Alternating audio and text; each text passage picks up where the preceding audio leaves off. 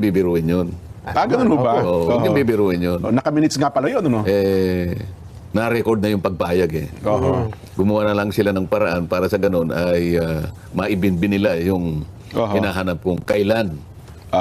Kasi nga Anong schedule? Kasi nga baka daw naman may conflict of interest kasi may mga ilan ba? 6 na ata yung kaso ngayon ng 18 dating sundalo eh. Yung may pinail na mga cyber libel. May bago na naman ata ang kaso ngayon. So aaralin daw po kung walang magiging conflict doon sa mga kasong kinakaharap nila, Sen. Doon sa 18. Wala yata yan kahit saang libro eh. Ganun ba? Bakit? Bakit ba? Ang mga tao ay nagpasya lang na tumulong dahil siguro napansin na nila na kailangan na natin seryosohin ito. Hindi naman pangkaraniwang pagnanakaw lang ito eh. Sinaid na eh. Di ba?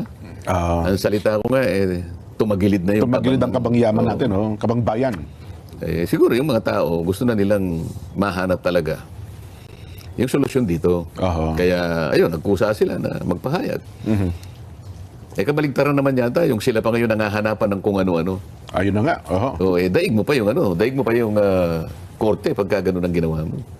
Hensen, ito ay hindi pwedeng gawin habang ino-offer pa lang. Korte ka ba? Kung hindi pa korte. Ito pinag-uusapan lang natin itong mga tao gusto lang tumulong para sa ikahahanap ng mga bagay-bagay. Dahil merong isang tao riyan na sinabi niya, hanapin niya yung ebidensya. Sa bahay ka na wala yung hinahanap mo. Doon po sa may Kogyo po eh. May mga tao. Bakit sa Paranaque ka naghahanap? Talaga ba naghahanap ka? Mga ganun eh. Halimbawa, eto na naman, baligtad. Ikaw naman ang presenta ni ano? Ano yung offer mo ngayong araw na ito? Sabi na dyan. Sabi mo naman, dyan, ikaw mga abogado. Your Honor, I'm presenting Mr. Nelson Lubao as my first witness. Present him. Di umupo ka na. Your Honor, what is the offer of testimony? Your Honor, I am presenting Mr. Lubao to testify on the letters sent by his wife as a piece of evidence. Sabi niya, Attorney Sabarjaga, when did you graduate as a lawyer? Sabi niya. 19 ano, sir? Because he cannot do that because this is privileged communication. Mga ganun ba? O kaya naman, what is he going to testify? Your Honor, Nelson Lubao is the physician who treated him several years ago. You cannot do that, Attorney Sabarjaga. That's covered by privileged communication. Hindi mo pwede si ano yan, the physician and the client. Yung mga ganun ang binabawal. Pero yung kung gagawin mo, sisitahin mo yung... paano mo gagawin yun? Hindi pwede yung pagharap niya. Ngayon, may mga mahalata ng... Ba't kinakailangan usigin mo yung nagpipresenta? Na... Ito, hindi pangkaraniwang kaso ito dyan. May malalaki kasing taong involved dyan eh. Hindi, ang sabi sir kasi, Sen ito kasi mga ito dishonorable discharge. May mga kaso ito ng pagsisinungaling. Pakita mo ngayon, ipakita mo sa pamagitan ng mga batas nating umiiral, pagka may mga kaso, hindi sila pwedeng mag-testify. Di ba? Kailangan meron. Kung meron, maring nagkakamali ako, maring baka hindi ko nabasa. Baka may bagong batas na. Di, pakita ninyo. Sangayon po sa mga rules of court ngayon na ginawa po, tatlong araw pa lang ang nakararaan. May bagong rules. Lahat po ng nademanda o ididemanda pa lang. Pati po yung kulay ng balat ay tinitingnan po ngayon. At kung meron ka pong at pagka po yung ngipin nyo hindi kumpleto, hindi na po kayo pwedeng mag-testify ngayon. Bawal mag-witness yan. Masyado na pong mahigpit ngayon. Hindi. Ang kaso niya, syndicated, estapador po talaga yan. Talaga napatunayan ng korte na manloloko po yan eh. Hindi ka muna. Pinag-uusapan natin yung sasabihin niya, hindi yung kanyang pagkatao. Ganun Tsaka pala. mo na lang, kaya nga susuriin ng judge eh. Ganun pala. Makikita pa rin naman kung yung sasabihin mo ay merong koneksyon doon sa pinag-uusapan. Ito nakalagay na credibility investigation, hindi katulad ng ginigiit ng mga nandoon sa NBI kahapon. Bigla nilang isiringit yun. Iimbestigahan daw nila yung kredibilidad. Bakit mali po yan? Number 1, ang ombudsman ay isang independent body. Independent yan according to the Constitution. Opo. Hindi yan dapat umaasa sa kahit anong sangay o departamento ng gobyerno. Bakit? Kasi para hindi ma-influensyahan. Ayun. Okay. So yung mga ulalo ituturo, huy, Atty. Topacio, mali ka. Nakalagay sa Ombudsman Act. Batas yan. The Ombudsman may request the assistance of any department. Opo. Tama naman kayo. Request the assistance. At kung titignan niyo yung konteksto ng batas, yung context, that is for information gathering.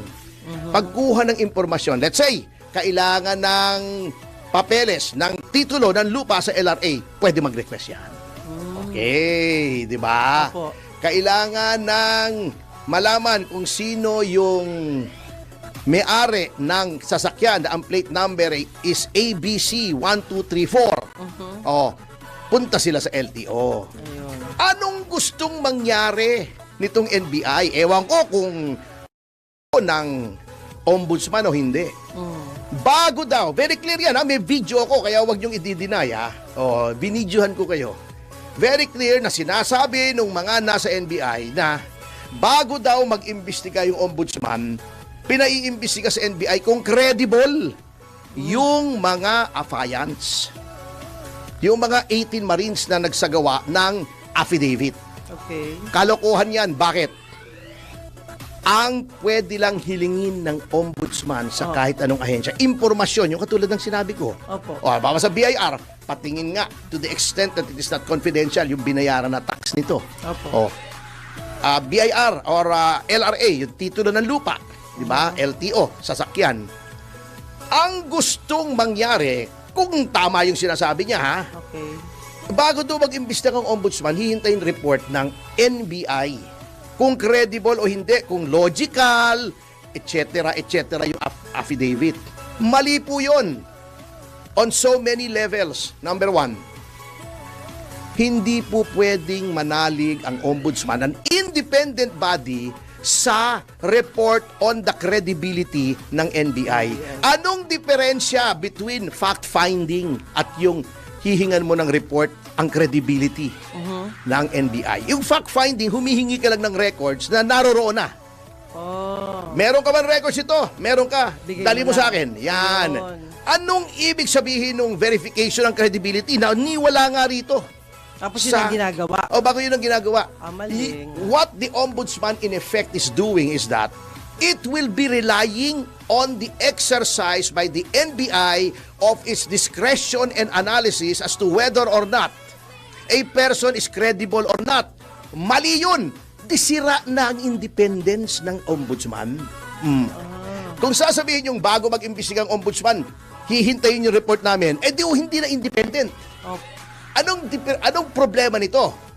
Kasi nga po, kaya ini-insulate yung ombudsman from other departments is para makagawa siya ng impartial at unbiased na evaluation ng kaso. Nasaan ba ang NBI? Nasa Pasay. Hindi. Biro lang po. Nasaan ba ang NBI? Ang NBI ay nasa ilalim ng Department of Justice. Sino bang hepe ng Department of Justice? The Secretary of Justice. Sino ba ang boss ng Secretary of Justice? Ang Pangulo ng Pilipinas. Nasaan na ang independence ng ombudsman kung ito ay babase ng kanyang aksyon sa report ng isang ahensya na nasa ilalim ng executive? Di walay. Number 2, kaboting kahoy na may ulalo po ang procedure na sinusunod ninyo. May reklamo po, kahit sabihin yung not exactly and complete affidavit. May affidavit, 18 tao. Sinasabi, si Sandro Marcos, si Cadiz, pati si Martin Romualdez at si Bongbong Marcos tumanggap ng mali-maleta. Ang affidavit na sinumpaan sa harap ng notaryo at nung kabakalawa ay nandoon yung notaryo na Siya mismo. siyang pumirma as notary public doon sa affidavit. Napatunayan na ng NBI na siya ay tunay na abogado, napatunayan na yung identity niya at may notarial commission siya sa doon sa lungsod kung saan dinotaryo. Opo. So, ibig sabihin, genuine yan, hindi hausyaw. Okay? An affidavit according to law and decided cases is entitled to full faith and credit on its face. Opo. Ibig sabihin, kung wala naman kayo nakikita within the four corners of the affidavit, doon sa mismo affidavit, Opo. na ito ay palso, dapat yan ay paniwalaan mo muna. Okay. Okay. With respect to credibility, sinasabi nila, baka hindi credible. Opo. Ang magsasabi po, ang magko-contest sa katotohanan ng isang affidavit ay yung itinuturong gumawa ng krimen. Ayun. Hindi yung piskal. Pag ikaw ba pupunta sa piskal, yung mga nagdemanda na sa inyo, sasabit ka ng complaint affidavit, anong gagawin ng piskal? Hihingi ng ID. Natural lang yun. Eh baka hindi ikaw yun, lalo na kung hindi ka naman kilala ng piskal. Opo. O, di ba? Oo. Ikaw ba to, pahinging ID, yung valid, voter's ID, driver's license, passport, etc. Ikaw ba to? Sige, manumpa ka. Ayun. Okay, manumpa ka na. Patatawag yung kabila. Oh, sagutin mo nga tiyo. May bintang sa'yo. Yung kabila, kukuha ng abogado yon, babakbakin niya yung katotohanan noong nasa complaint affidavit. Ganun po ang maayos na criminal investigation. Ito hindi ang naging tumatayo ng abogado nung mga itinuturo, NBI, yung investigador. Ito pang taduhan kahapon na gustong mangyari nitong NBI, ano? Gusto ba naman lahat ng mga taong sinampina nila ilagay sa kanya-kanyang kwarto, hiwa-hiwalay, at i-interviewin? BS yun. Parang sila ang akusado. Oh, anong kalokohan yan? Baliktad. Baliktad nga Kaya nga, umalma si dating congressman, Mike Defensor. Sabi niya, you are investigating a non-crime. Bakit kami ang iniimbestigahan nyo? Bakit hindi yung itinuro? Kunin nyo yung identity. Tapos, di ba? Then, hindi ko malaman kung patatawag o hindi. Tumayo nga ako, sabi ko, pagkatapos ba nito, patatawag nyo yung kabila? You answer me, yes or no. You answer me. Ang sabi? Kung hindi ko papinilit, sinabi nila, sige, kung kailangan patatawag namin. Ibig sabihin, very clear na pinoprotektahan nila. Oh, di ba? Eto pa, nakakatawa. Pinatawag nila si Mike Defensor. Opo. Bakit? Kasi daw yung isang sasakyan na nung nag-press con ang mga 18 ay ginamit yung isang sasakyan ni Mike Defensor. Ano ngayon? Bakit tinanong ko, gusto nyo ba, ano bang gusto nyo? I-establish daw yung identity ni Mike Defensor. Natawa ako, sabi ko, may duda ba kayo na yung taong nasa harap nyo ngayon ay si Michael Defensor? May duda ba kayo? Hindi nyo ba kilala? Sabi ko nga, I don't mean to be condescending. Ayoko nakakainsulto pero naglolo ko, parang gusto ko sabihin, naglolo ko na tayo rito. Hindi nyo alam na ito si Mike Defensor? May duda ba kayo? Sabi na, hindi nyo kilala si Mike Defensor. Kilala, anong problema ngayon? Yun naman pala kako So, ba't pinatawag nyo pa? Alam nyo ang aim nitong NBI para buwisitin, i-harass, to vex, to intimidate, para takutin na ang message na pinapadala nito sa mga prospective na other witnesses ay huwag na kayo mag-witness, bibwisitin din namin kayo, imbestigahan din namin kayo. Ganun ang pinapalabas. Kasi sinabi ni Atty. Baligod, may next batch pa na 10. Para sinasabi na, yan pagka tumestigo kayo, eto rin ang sasapitin nyo. Eto pa ang isang nakakatawa, Eto pa. Nakatanggap pala ng liham si Atty. Baligod. Kahapon ko lang nalaman na pinatatawag sila ng ombudsman at itatanungin yung 18. Hindi ba nakakatawa yun? Bakit mo dineputize yung NBI para tanungin yung 18? Ikaw pala mismo tatanungin mo na rin at a later date. Abay, tinatakasan ka ng katinuan. Di ba?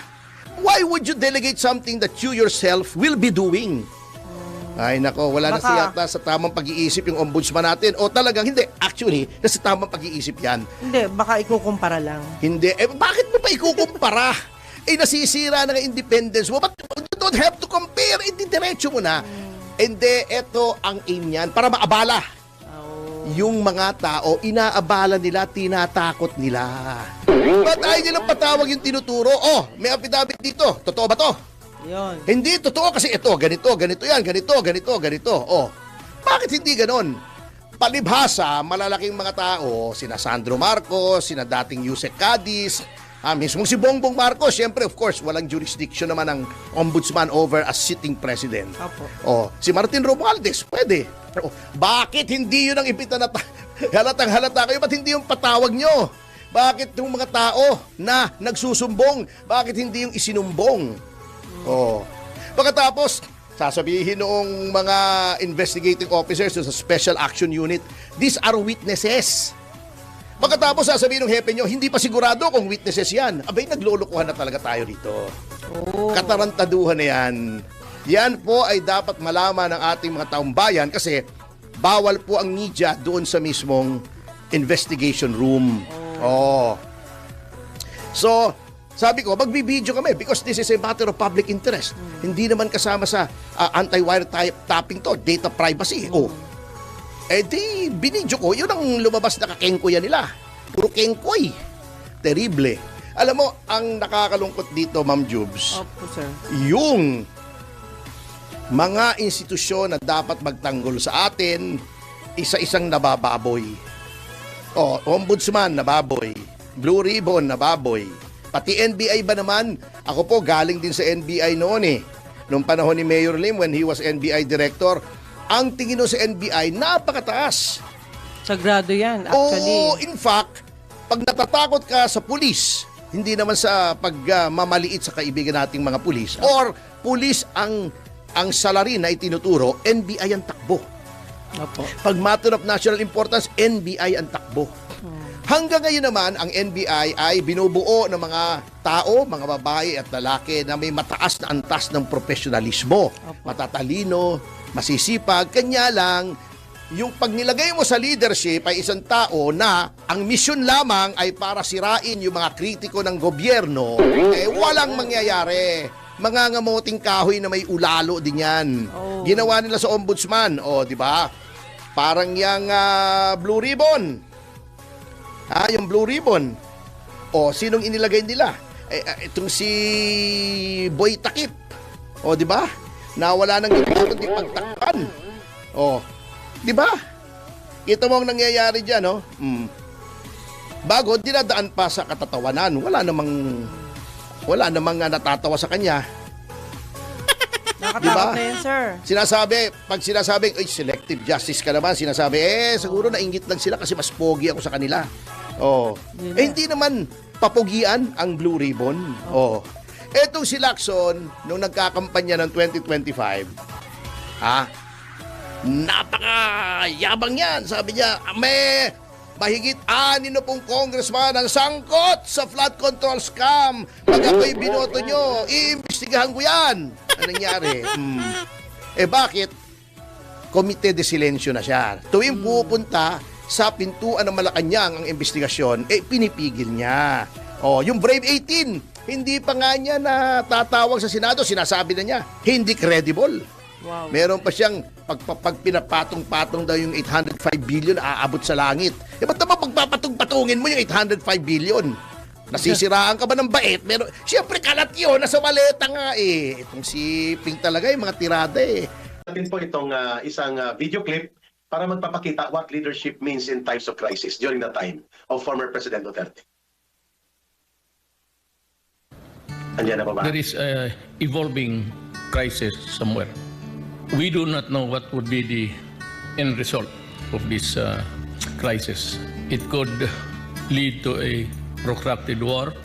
It could be a wide-scale strife. Whatever it is, we Filipinos are really in grave peril.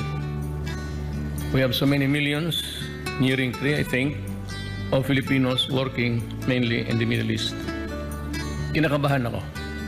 Iran seems to be bent on a retaliation, which I think will come. It's a matter of time. There is much hurt and even the loss of pride of the Arabic world. Retaliation or the cry for blood is there. Wala akong I do not have anything nari worry. Were it not for the fact there are a lot of Filipinos there And it would take us a huge gargantum effort just in case total war breaks out of how to bring them back safely. I called for the major commanders yesterday, Sunday. Yesterday afternoon, I told them of the gravity of the situation and told them that they have to start even the deployment itself. You just cannot, there's no such thing as a minimalist view here. It's fraught with danger. And I'm afraid of the so many lives of our countrymen in jeopardy in that place.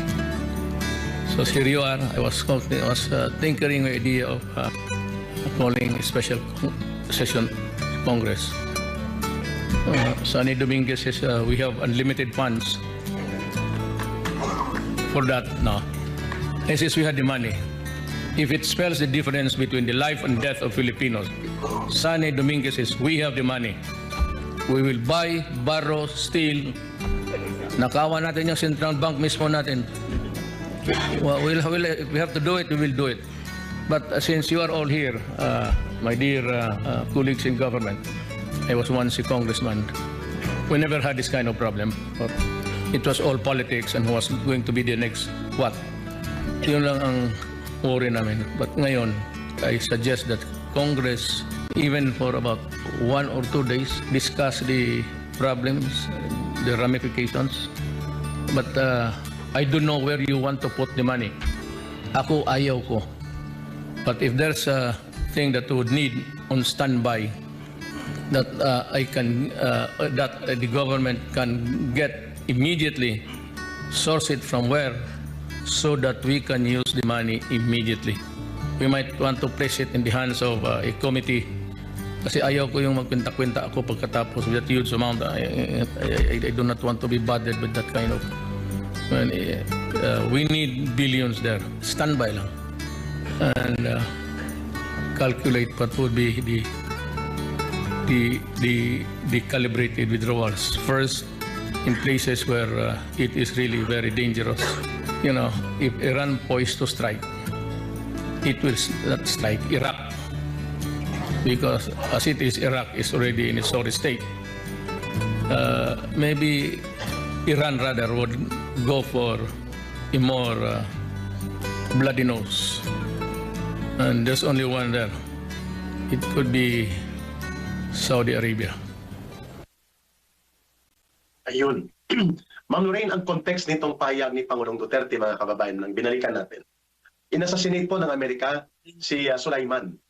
Isa ito sa top commanders ng Iran Revolutionary Guards. Commander yun ng nagbubuo ng mga Hezbollah, ng mga Hamas. Yun ang nagbubuo. So international commander ng Iran po yun. No? At inassassinate ng Amerika sa Iraq. No? Itong si Sulaiman.